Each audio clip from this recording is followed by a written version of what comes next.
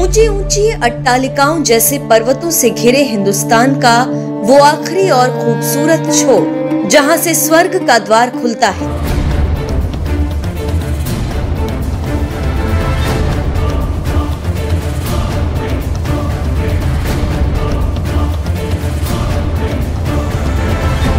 इसके एक ओर मां सरस्वती की कल कल करती ध्वनि सुनाई पड़ती है, वहीं दूसरी ओर खूबसूरत हिमालय पर्वतों का जाल दिखाई पड़ता है।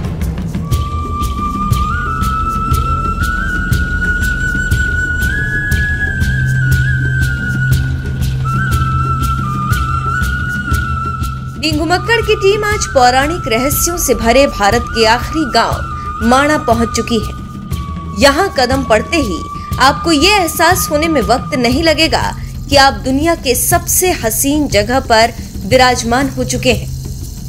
हम आपको सबसे पहले इस गांव की संक्षिप्त जानकारी दे देते हैं।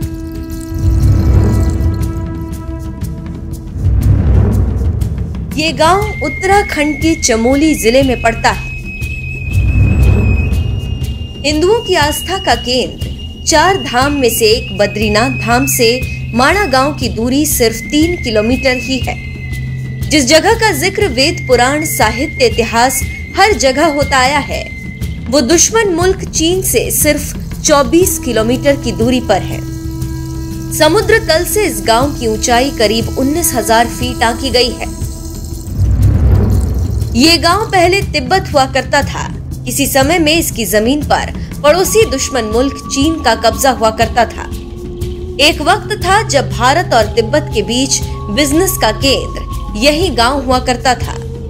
लेकिन 1962 की जंग में माओ के मुल्क ने माणा गांव की भोली भाली जनता को लालच की हड्डियां फेंकी, जिसे यहाँ रहने वाली भूटिया जनजाति ने सिरे से खारिज कर दिया। ये जनजाति मंगोलों की वंशज मानी जाती है। वही मंगोल जिनका पूरे एशिया पर राज हुआ करता था। माणा गांव ने लाल सुल्तान की सेना का साथ नहीं दिया, बल्कि हिंदुस्तान की मिट्टी को अपने माथे पे लगाने का फैसला किया। यहाँ के लोगों ने सिर्फ मिट्टी को माथे पर नहीं लगाया, बल्कि हिंदुस्तानियों को भी सीने में बसाया है। तभी तो जब बींग घुमक्कड़ की टीम यहाँ पहुंची तो बाहें फैलाकर उन्होंने हमारा स्वागत भी किया और साथ ही इस गांव के हर राज को दुनिया को बताने का भी फैसला किया। इस स्थान का प्राचीन नाम है मणिभद्रपुरी। जिस गांव में आप आए हैं, मणिभद्र नाम का एक यक्ष जो है कुबेर जी का सेवक इस क्षेत्र का राजा हुआ करता था। उसके नाम से यहाँ का नाम मणिभद्रपुरी हुआ। धीरे धीरे बोलते बोलते जो है माणा उसका जो है अपभ्रंश रूप होके बन गया। यहाँ जो है भगवान के 17वें अवतार आए थे कृष्ण द्वैपायन। तो यहाँ आने के बाद जब उन्होंने सबसे पहले वेद के भाग किए, ऋग्वेद, यजुर्वेद, सामवेद, अथर्ववेद, उनको उपाधि मिली वेदव्यास की। उसके पश्चात उन्होंने मन में विचार किया कि वेद मंत्र कठिन है, सरल भाषा में कुछ किया जाए। तो जय ग्रंथ के रूप में, पंचम वेद के रूप में जय ग्रंथ का निर्माण किया।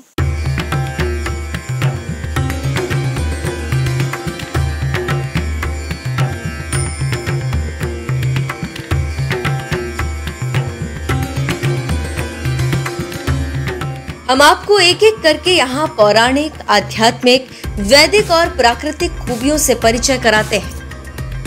क्या आप जानते हैं कि दुनिया का इकलौता ऐसा गांव माणा है जो धरती पर मौजूद 4 धामों में भी सबसे पवित्र भूमि है, क्योंकि ये गांव शाप मुक्त और पाप मुक्त माना जाता है, क्योंकि ये वो भूमि है जो व्यक्ति को स्वर्ग पहुंचाती है।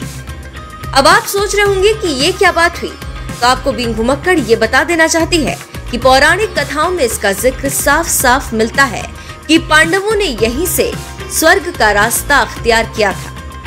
हमने कुछ और लोगों का मन टटोला, कुछ और बातें जानने की कोशिश की तो मालूम पड़ा कि स्वयं भगवान शिव ने इस गांव को आशीर्वाद दे रखा है कि यहाँ रहने वाले कभी गरीब नहीं रह सकते। यहाँ आने वाले हर व्यक्ति गरीबी से कोसों दूर हो जाएंगे। यही वजह है कि ईश्वर को मानने वाले यहाँ दौड़े चले आते हैं। माणा गांव महाभारत कालीन के प्रमाणों से भरी पड़ी है, लेकिन आपको महर्षि वेदव्यास और भगवान गणेश की उस कहानी से अवगत करा दे जो गजब की रोचक और हैरान करने वाली है। हुआ यूं कि महर्षि वेदव्यास महाभारत लिख रहे थे। उन्हें भगवान गणेश की मदद लेनी पड़ी क्योंकि कलयुग जल्द ही आने वाला था। महर्षि वेदव्यास की महाभारत को लिखने के लिए गणेश जी तैयार हो गए, मगर सिर्फ एक शर्त रखी। उन्होंने कहा कि मैं दोनों हाथों से लिखूंगा और तब तक लिखूंगा जब तक आप चुप नहीं होंगे। तो आप लगातार बोलिए और मैं लिखूंगा।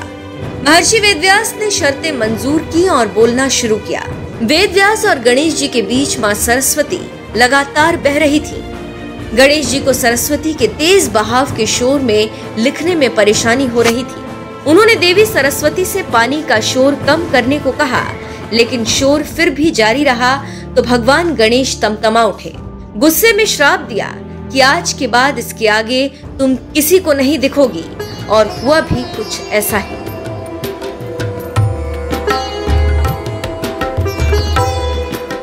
घुमक्कड़ की टीम जब माणा गांव पहुंची तो ऊपरी चढ़ाई पर सबसे पहले नजर आई गणेश गुफा, और उसके बाद चंद कदम की ऊंचाई पर ही थी व्यास गुफा। गांव वालों की माने तो यही वो जगह है जहां गणेश जी ने महाभारत लिखी थी और वेद व्यास जी ने महाभारत कही थी। मान्यताओं के मुताबिक व्यास गुफा में ही बैठकर वेद और पुराण लिखे गए थे। वेद व्यास गुफा का स्ट्रक्चर देखते ही आप समझ जाएंगे जैसे कोई कागजों का पुलिंदा पत्थरों में तब्दील हो चुका है। आपको ये भी बता दें कि ये गुफा 5300 साल से भी ज्यादा पुराना है। हमारी टीम यहाँ से थोड़ा और आगे बढ़ी तो एक विशालकाय पत्थरों का पुल सा नजर आया। जब जानकारी जुटाई तो मालूम चला कि इसे भीम पुल कहा जाता है। मान्यताओं के मुताबिक पांडव इसी पुल के जरिए ही अलकापुरी की ओर प्रस्थान किए थे। अलकापुरी मतलब स्वर्ग की ओर। कथाओं के मुताबिक पांडव जब स्वर्ग की ओर बढ़ रहे थे तब द्रौपदी को सरस्वती नदी को पार करने में मुश्किल हो रही थी। पास ही खड़े कुंती पुत्र भीम ने जब ये देखा तो उनसे रहा नहीं गया। वो पूरा पत्थर उठाकर यहाँ रख दिए, वो भी ऐसा कि पुल बन गया। इसके बाद द्रौपदी ने पुल के जरिए नदी को पार कर लिया। घुमक्कड़ की टीम को गांव वालों ने बताया कि माणा गांव में कड़ाके की ठंड पड़ती है। 6 महीने तक ये पूरा इलाका बर्फ की सफेद चादर ओढ़े रहता है। लिहाजा यहाँ रहने वाले सर्दियों के शुरू होते ही चमोली जिले के आसपास चले जाते हैं। जब 2011 में यहाँ जनगणना हुई तो सिर्फ 1214 लोग ही रहते थे। यहाँ के ज्यादातर घर लकड़ी के बने हुए हैं। घर ऐसे बने हैं जिन पर भूकंप का असर नहीं होता। आपको एक बात और हैरान कर देगी, यहाँ घर घर में चावल की शराब बनाई जाती है और उत्तराखंड सरकार ने इसकी छूट दे रखी है। यहाँ की मिट्टी आलू की खेती के लिए सबसे उपजाऊ मानी जाती है। आप भोजपत्र से वाकिफ होंगे, ये भी माणा गांव की निशानी है क्योंकि भोजपत्र बड़ी संख्या में पाए जाते हैं। ये गांव जड़ी बूटियों का संसार कहा जाता है। इतना ही नहीं, भारत के इस आखिरी गांव को 2019 में सबसे साफ गांव का भी दर्जा मिल चुका है। हिंदुस्तान के प्रधान ने अंतिम गांव में जब 21 साल बाद 20 अक्टूबर 2022 को कदम रखा तो ऐलान कर दिया कि सीमा पर बसा हर गांव देश का पहला गांव है और यहाँ बसे लोग सशक्त प्रहरी, जिसके लिए वो मेगा प्लान भी लेकर आते रहेंगे।